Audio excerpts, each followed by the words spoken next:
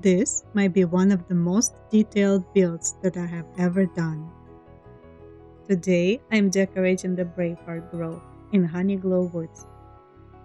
Piglet quickly became my favorite character in this DLC, so I wanted to make something special for him.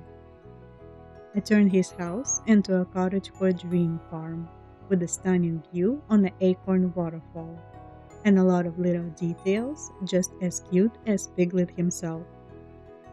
Follow the speed build to see how this was designed.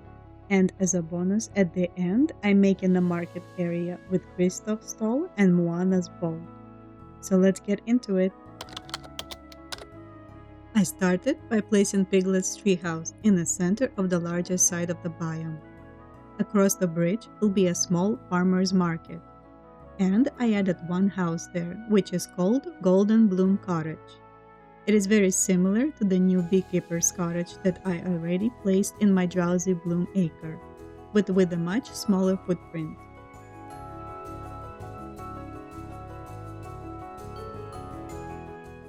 I am beginning to roughly mark the pathing with these driftwood path planks and placing the fence around the house to determine the size of the farm.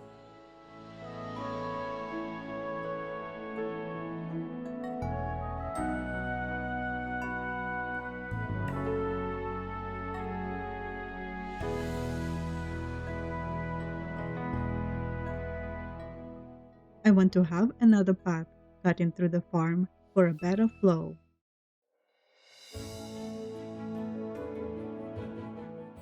And across the path on the side, I want to make a shed where I can place some functional items like crafting and cooking stations and decorate this like an indoor space.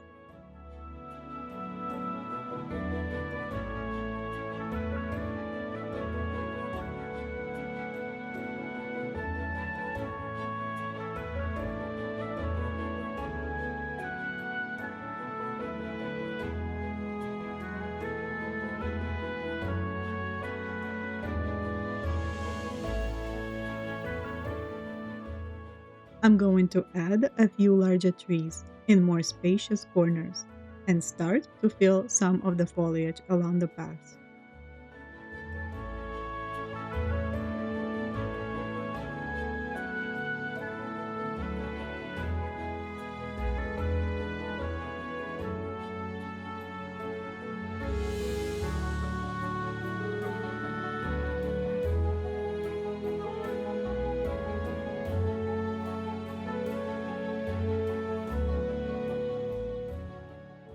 Besides the main farm and a shed, I'm going to make a few smaller decorated areas, like a picnic place, a gazebo, and a bonfire seating area, in addition to a couple benches.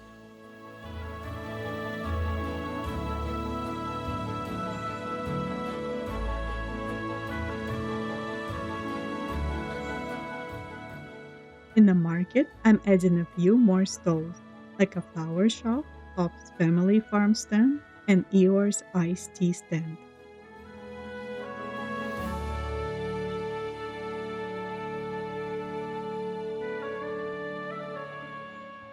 I am mostly using the Honeyglow Woods trees, and I also added to the mix the tall acacia trees from the Sunlit Plateau. They have three different variations in shapes and sizes, and they perfectly match this warm color scheme. I'm using the same rustic cottage beams to make another shed around the farm stand to help cover up that back wall and some of that glowing honey chunks. I also added Winnie the Pooh tree furniture item here in the corner of the market area. And next, I will be covering the market ground with a leaf straw path.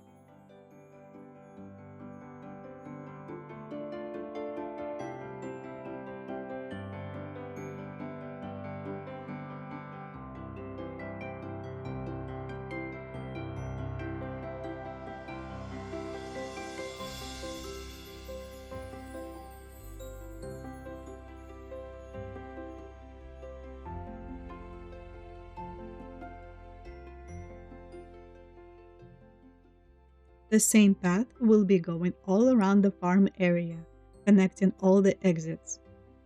And here I'm using the driftwood path as a guidelines to make my final path. I will be removing most of the square-shaped planks because I want to try something different for this build.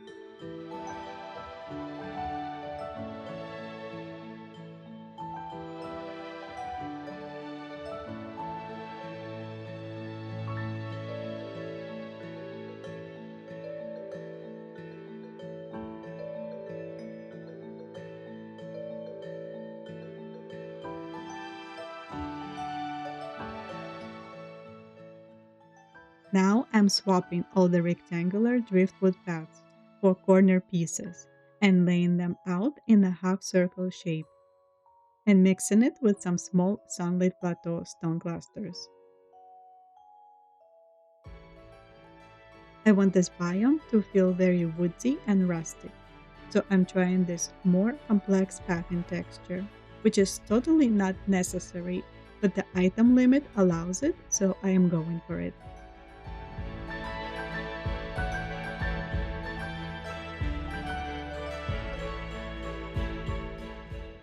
I'm also adding the farm plots in front of the house, where I will be planting pumpkins. We didn't get Rabbit in the game yet, so Piglet gets to have his farm for now.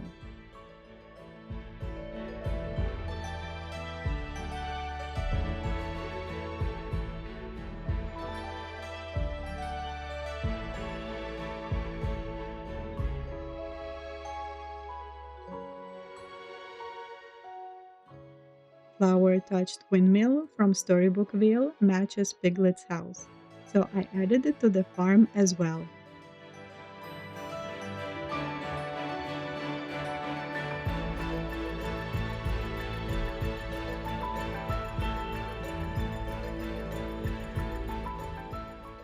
And now moving to finishing adjusting pathing and adding the texture pattern across the entire path.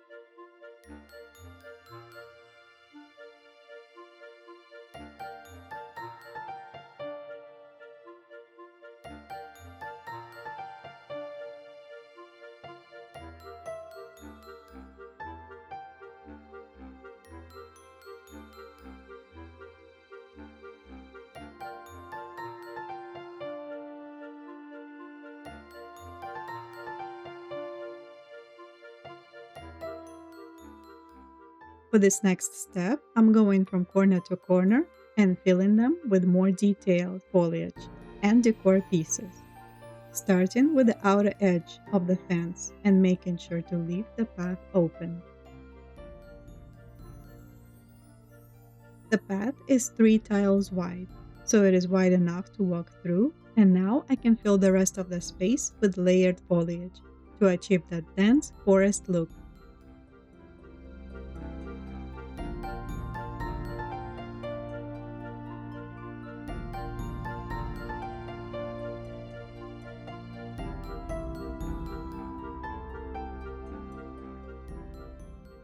Next, moving on to decorating the farm area with all kinds of rustic decor, crates and barrels, and pumpkins.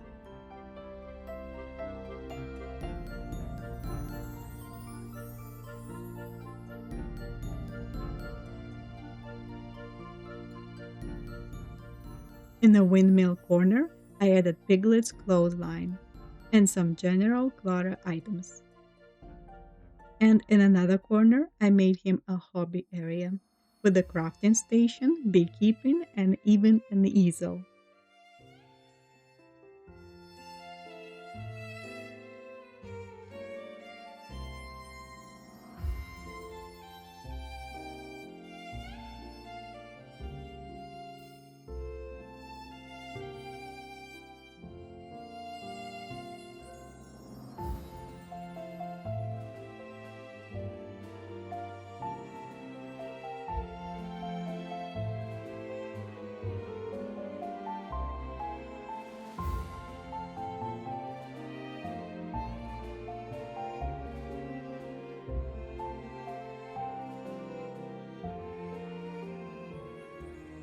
And next, I'm continuing decorating around the path and adding details to the outer edges of the biome, while making sure to leave an open area around the mining nodes.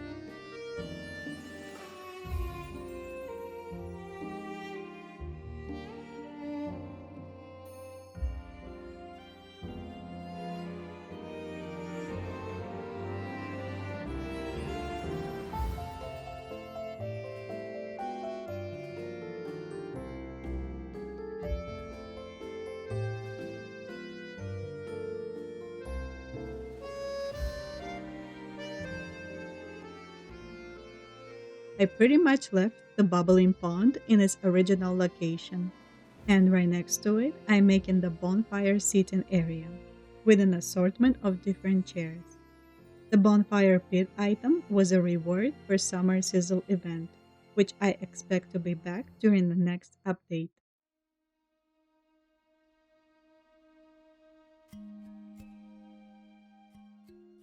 And now, moving on to bringing more details and refining the market area. I'm adding this centerpiece around the traveling well to add an interesting focal point while also keeping the paths around it accessible.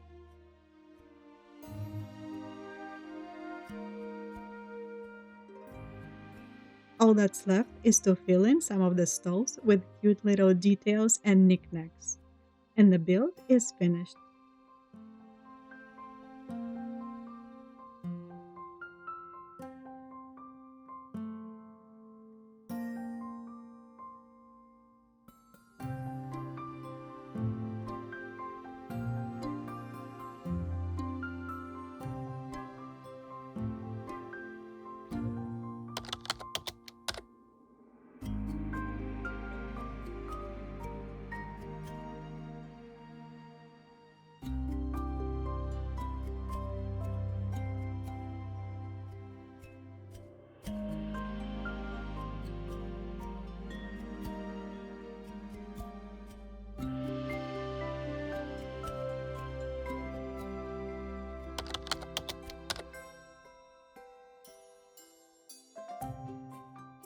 I love how warm and woodsy the Braveheart Grove ends up looking.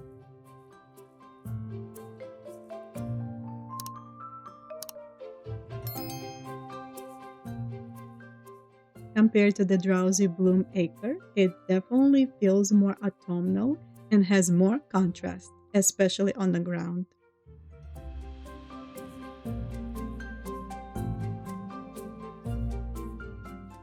It also has this large focal point as a waterfall with these huge acorns, which is definitely hard to miss.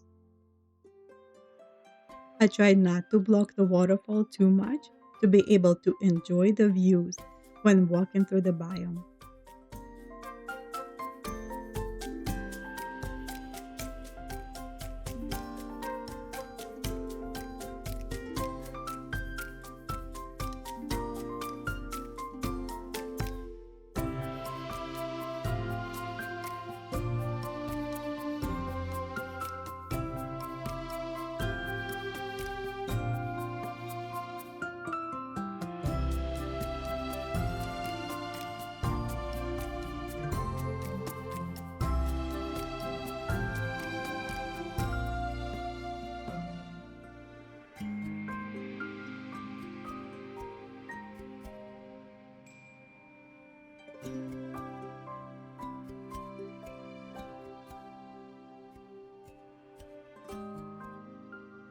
I'm pretty sure it is the largest biome on the Honeyglow Woods map, which is why I've been able to fit so many areas in here, with the whole separate market section.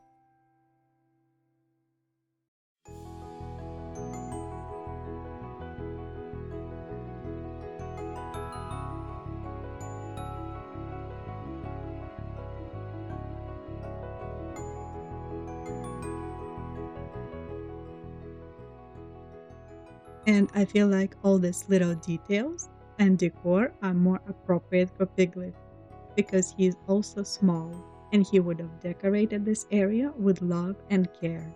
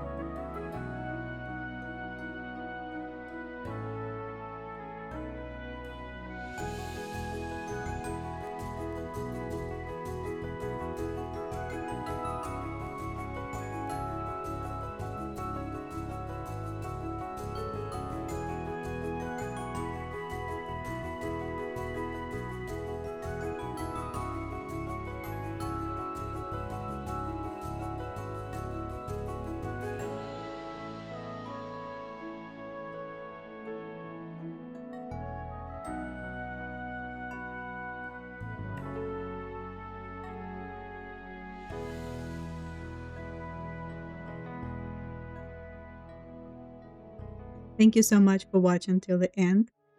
With the Braveheart Grove, I now have 3 biomes decorated in the Honeyglow Woods. And if you have not seen the Drowsy Bloom Acre and Gloom Meadow builds, feel free to check them out on the channel. The link will be in the description below. I hope you enjoyed this cozy speed build and that it gave you some ideas for decorating your Braveheart Grove. And subscribe to not miss the entire series of decorating the Honeyglow Woods. If you liked the video, consider leaving a like and I will see you in the next one. Bye everyone!